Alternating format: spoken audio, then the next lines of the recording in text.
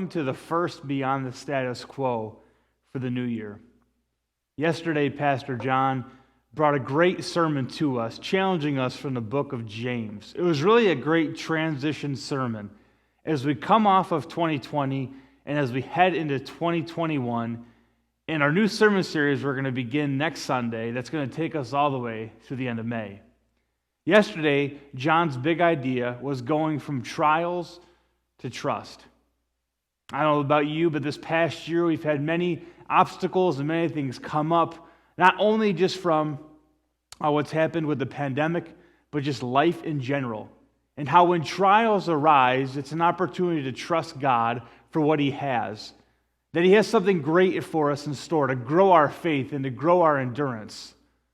What are some of these trials that you've gone through this past year?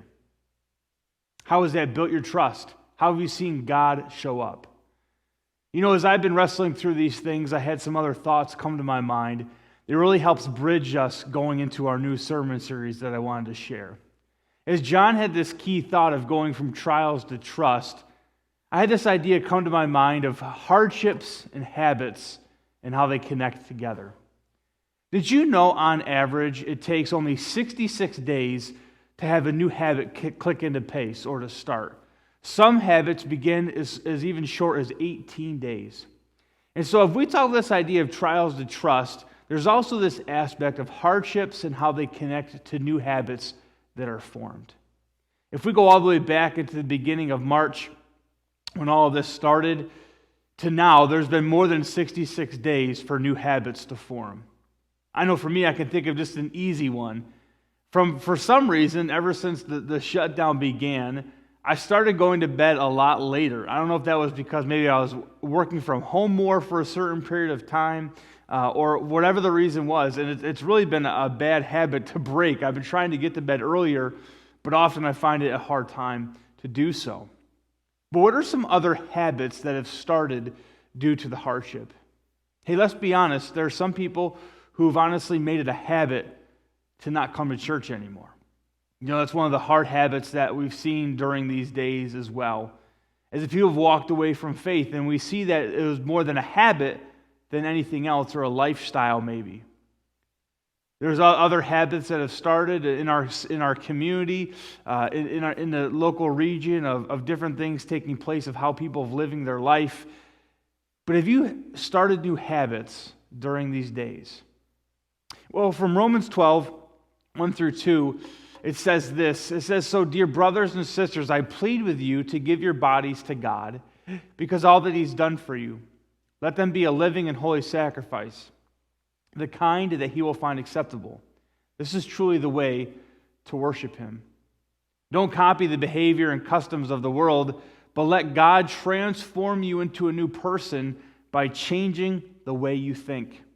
Then you'll learn to know God's will for you, which is good, pleasing, and perfect."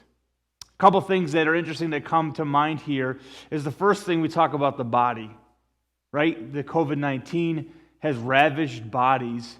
He says here, though, our body here is to be a living and holy sacrifice, that we give it to Him. What habits in these days are you doing to be a holy sacrifice to God? Living and pleasing, that's your way of worshiping Him. What habits of worship do you have in your life right now? Now, one of the ways we can see where we've turned things into maybe bad habits is by renewing our mind. He says don't copy the behaviors and customs of this world, but rather let God transform you into a new person by changing the way you think. My encouragement is as we transition off this past Sunday into where we're going this Sunday, that you will take a step back and think about, how am I going to transform my mind to see the way that I'm living and to go from there? Oftentimes, we can create habits out of hardships and we don't even realize that we're doing those things. But when we transform our mind, we can then therefore go to know God's perfect, good, and pleasing will for our lives. Next week, we're going to begin a new sermon series from 1 Thessalonians. We're going to travel through the book. It's going to be called Be Intentional. Walk in a manner worthy of God. We're going to see here in this book, we're going to go all the way through the end of May, where Paul goes to Thessalonica, and in just 3 weeks from his preaching and ministering to people, a church is birthed. Once the church is birthed, a riot breaks out. Paul must flee. And so he writes this letter to these new believers of how they're called to live now. They were facing intense persecution, so intense that they thought Christ was going to come back at any time. I don't know about you, that sounds just like our days right now. People are like, this is the end time, this is the end days of what's happening all around us, from the government to pandemics to things we see in the economy. But Paul encouraged them, as new believers, this is the way you're called to live in light of what's happening around you and in light of waiting for Christ to come back for you.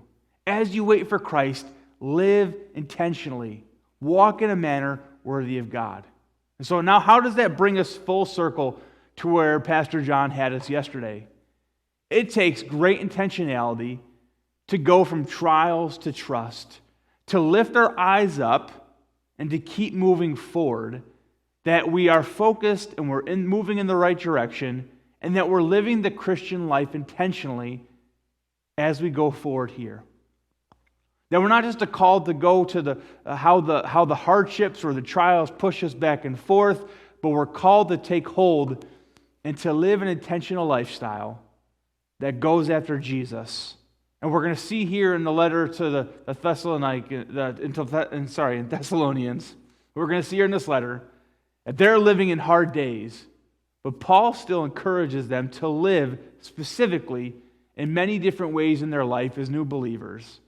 And it's going to encourage us in these days how we're called to live regardless of what's happening around us.